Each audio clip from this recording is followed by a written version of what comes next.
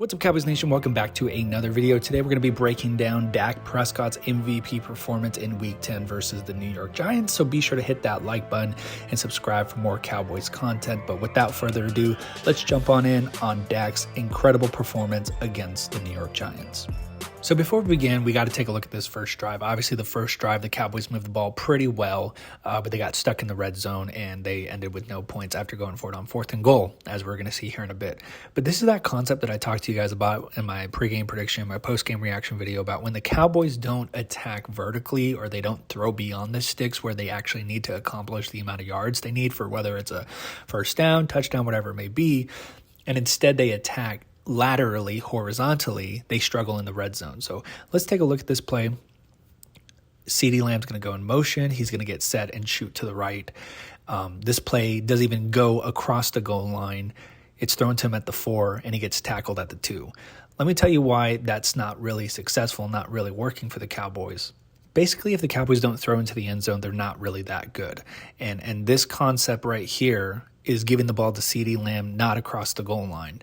The idea is right here, giving the ball to CD, your best player, but the play design concept is not there, because even if he catches it, he has to work to get that touchdown.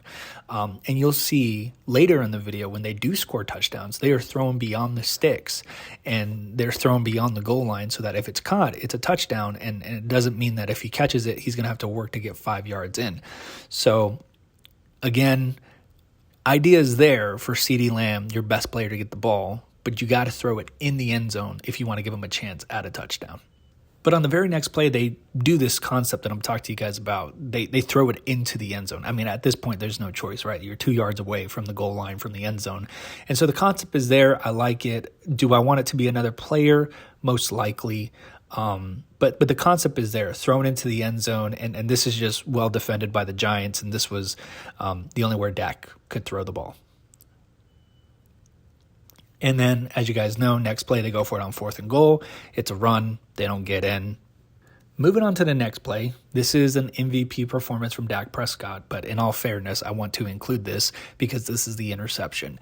Now, I've watched this numerous times. I've looked at each player. I've looked at the different angles, and I have no idea what Dak saw right there. If you could comment down below and let me know, that would be great, but I just don't see what he sees here.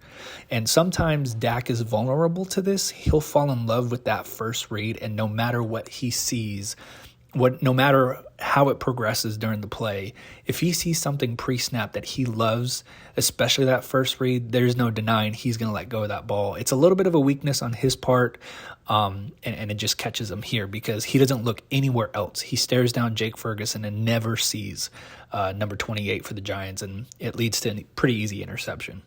Moving on to the second touchdown of the day, I absolutely love this play call. This is Mike McCarthy in his bag. I'm going to go ahead and play it out here first. 84 is in motion. McKeon, play action. Jake Ferguson is wide open. This is an incredible play call, and Mike McCarthy, again, was in his bag with this play call. So let's break it down. This entire play call was one. They scored before they even snapped the ball, because it's all about personnel right here. So you're sitting here with 1, 2, 3, 4, 5, 6 offensive linemen, a 2 tight end set, Hunter Lipke. And so you're practically showing your hand. Basically, if you come out with this formation, especially everyone in a 4-hand stance, you're saying you're going to run it. That's why they're loading up 48. That's why they're loading up 4 defensive linemen right here. I mean, this is, again, you're basically showing your hand saying we're going to run it. But the Cowboys play that to their advantage, and you can see number 58 here. He thinks it's going to be a run, so he bites, and he's the man coverage on 87, Jake Ferguson. And so when he bites in the middle here, once you see that, Jake Ferguson's going to be wide open. So let's see that play out. It's really beautiful. It's a great play call, understanding your personnel, knowing you have the advantage in terms of talent, and utilizing it and executing it. Moving on to another play, this is another example of drawing a play that goes beyond the sticks. This is a touchdown from Dak Prescott to Brandin Cooks, Brandin Cooks had an incredible day, 9 receptions for 173 yards. But basically drawing a play that will score if it's caught, if you draw it up towards the sticks. So let's play it out here. You're going to see Brandin Cooks down here with Jalen Tolbert. Cooks is just going to run a post to the outside again, beats his outside man. Boom, easy touchdown. So running it back, let's take a look here. The reason why this play call works, and this is a great example of Mike McCarthy understanding his players, and this is why Mike McCarthy is getting better. He's actually improving as a play caller because he's calling stuff like this. Not only is Brandin Cooks going to run a route that's going to have him in the end zone, but Mike McCarthy is understanding his players and their best assets, and Brandin Cooks being a great route runner. You also notice, too, that CeeDee Lamb up here at the top, he runs a post as well to the outside. He's open as well. So this is a great problem for Dak Prescott to have. It's such a great play call. Basically, Dak just has to make up his choice of who he wants to give the touchdown to, and that's an incredible problem to have. And we'll see it here again. Doesn't even look at CD. He just knows Cooks is going to beat his man over here to the outside. Great play call. Hats off to Mike McCarthy. Moving on, this is another touchdown. This was not a passing touchdown. This was a rushing touchdown by Dak Prescott. But basically, you know Dak is feeling himself, and he's in the groove when he begins to use his feet. And if you didn't think the game was over by then, this was basically the final nails in the coffin, and the Cowboys were dominating at this point. But I'm convinced Dak knew he had a touchdown here based on what he saw pre-snap.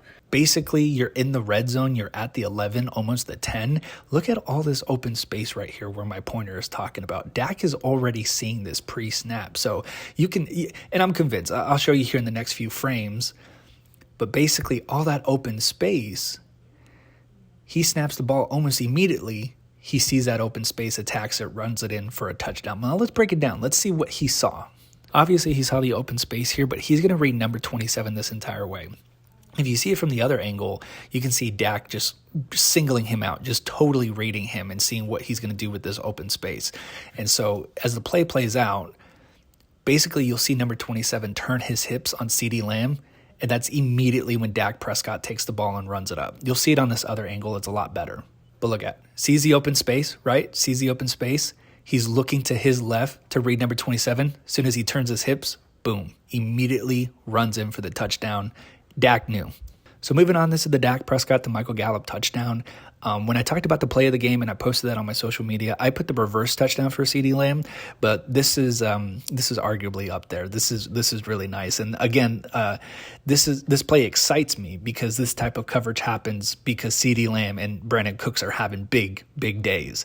And if you can have both those wide receivers having big days, you're going to have plays like this from Michael Gallup. So replaying it back, I'm going to go ahead and pause it right here, but you can see pre-snap, Dak is reading this, he's understanding this, and you can see it from the other angle, but basically they're playing one high safety, and they're blanketing CeeDee Lamb over here. So basically when you see this play out, Dak, all he has to do is look off the safety. And you'll see it from the other angle, but you'll see his head even in this angle that he's looking to the left right here to draw him just a few steps over. And then once he notices the safety over here is a few steps to the right, he knows he has Gallup on one-on-one coverage. And if he can just shoot this ball into the back of the end zone, it's a touchdown. So you'll see right here playing motion. He's looking to the left, saw it, easy touchdown. He's throwing it to the end zone over here to the helmet, easy touchdown, one-on-one coverage. And shout out to Michael Gallup. He needed this touchdown for his confidence, but here you go again, different angle. Dak is looking. Once he sees it, drops a dime to Michael Gallup for the touchdown. Great play, great read. And lastly, this is the final touchdown of the day from Dak Prescott. This is to CeeDee Lamb. And again, another great example of calling a play beyond the sticks and getting it to your best player, allowing him to utilize his best asset. So this is basically towards the end of the game and knowing that CeeDee Lamb is dominating. I mean, this is just a one-on-one coverage here and CeeDee Lamb beating out his man for an easy touchdown. Replaying it back, basically, Dak doesn't look anywhere else. He's looking at CeeDee Lamb because he knows CeeDee Lamb has been owning the Giants secondary all day. So this is when you get to that point where you just know you're going to go to your best player, and when their connection between Dak and CeeDee is hot like this, he basically, you can see it. He's looking to the right, and he's just waiting for that cornerback to turn his back. And if the defensive back reads it well and covers CD, then Dak's probably just going to extend the play and look elsewhere or throw the ball away. But you can see right here, CD just runs a great route in wide open on the outside for the touchdown. Easy 6. And also shout out again to Mike McCarthy for understanding who's hot at the moment and calling their number. And also you got to compliment the pass protection. It was A+ all day long. But that is it for this video. That is, again, breaking down Dak Prescott's MVP performance. Again, it's against the New York Giants. I think if you're playing a better defense, a lot of these looks, a lot of these play designs aren't necessarily going to work because you're playing a more disciplined defense. But it worked on this day, and Dak Prescott balled out and had an incredible game. And what I also want to say too is this relationship between Mike McCarthy as an offensive coordinator and a play caller for the offense works a little bit like a relationship, right? When you're in that first relationship, you're understanding each other, you're trying to figure out what you like, what you don't like. And that's basically what we saw in the first couple of weeks with Mike McCarthy and Dak Prescott. And now we kind of just see an open playbook. The Cowboys are opening this playbook. They're playing to Dak Prescott's strengths. They're feeding it to their best players, and it's only getting better. But be sure to like and subscribe, and I will see you guys next video. Go Cowboys.